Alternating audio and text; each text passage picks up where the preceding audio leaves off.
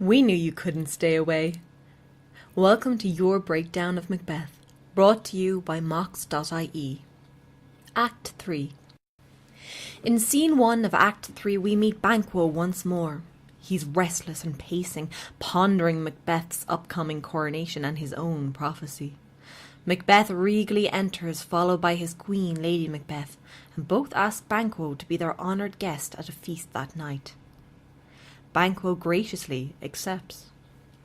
Macbeth tells Banquo that they should discuss Malcolm and Donalbain and how the princes could be plotting against the crown. However, as Banquo leaves, Macbeth ensures to ask whether or not his son will be riding with him to the castle that evening. Macbeth is alone until a servant enters with 2 dark men.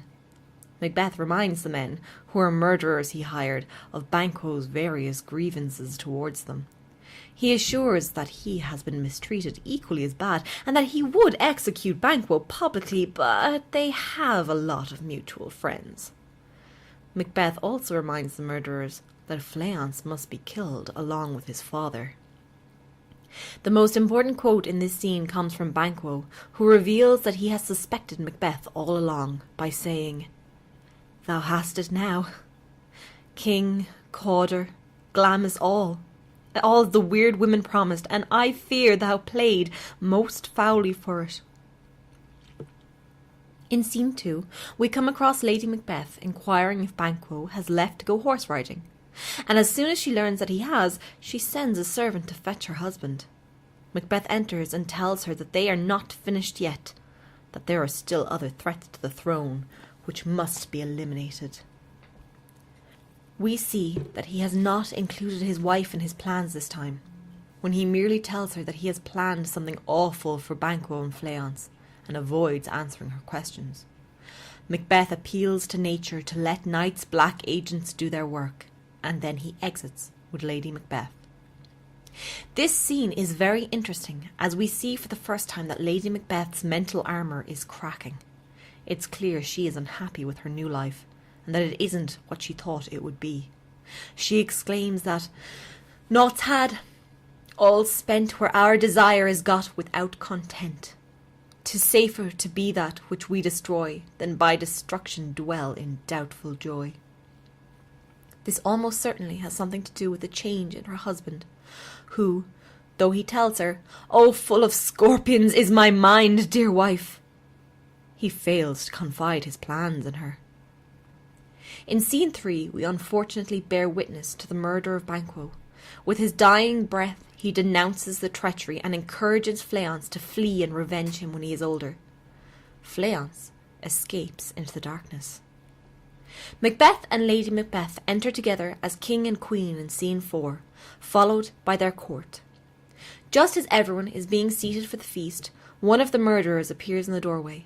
Aside, the murderer informs Macbeth that Banquo is dead, but that Fleance has escaped, which angers Macbeth. It is Fleance who poses the greater threat to his throne after all. The witches prophesied that Banquo's children would be kings. Returning to his seat, Macbeth raises his glass in a toast to Banquo, but as he goes to be seated, he finds Banquo's ghost sitting in his chair. Macbeth is terrified and speaks to the ghost, not realising that the rest of the court can't see it. Lady Macbeth nervously tries to laugh off his visions as a childhood ailment and tells the court to ignore his behaviour. She then turns to Macbeth and tries to get him to snap out of it, insulting his manhood and dismissing the vision as a mere manifestation of his own fear. The ghost disappears, and Macbeth recovers, repeating his wife's story to the court. Moments later, however, the ghost reappears once more, shocking Macbeth into further reckless outbursts. Lady Macbeth immediately sends the alarmed guests from the room, making excuses for her husband all the while. As they leave, the ghost vanishes once more. Macbeth tells Lady Macbeth that he has heard from a spy that Macduff is staying away from the court, an act which verges on treason. He says he will visit the witches tomorrow, so that he might receive another prophecy, and vows to do whatever he can to keep his throne. Lady Macbeth, clearly unnerved by her husband's behaviour, says that he needs sleep, and they retire to their chamber. All of Macbeth's quotes in this scene contain gory imagery and are evident of how twisted his mind has become. When he is attempting to pull himself together after seeing Banquo's ghost, he mutters, "It will have blood, they say. Blood will have blood." Finally, he reflects that it is too late to turn back from his murderous path when he says, "I am in blood, stepped in so far that should I wade no more, returning were as tedious as go o'er."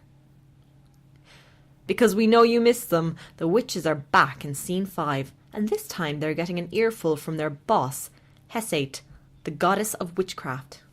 Hesate declares that the next time Macbeth comes to meet them, there will be visions and spirits to lull him into a false sense of security and to confuse him.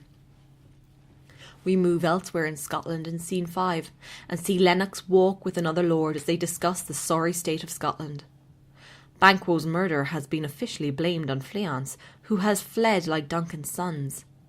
We discover that Macduff has gone to England to join Malcolm in pleading with England's King Edward for aid overthrowing Macbeth, and that the news of this has prompted Macbeth to prepare for war. The important quote in this scene is that of the Lord's wish for peace. "Give to our tables meat, sleep to our nights, free from our feasts and banquets, bloody knives." Looks like things are turning down for Macbeth. Join us again in Act 4 when we see what happens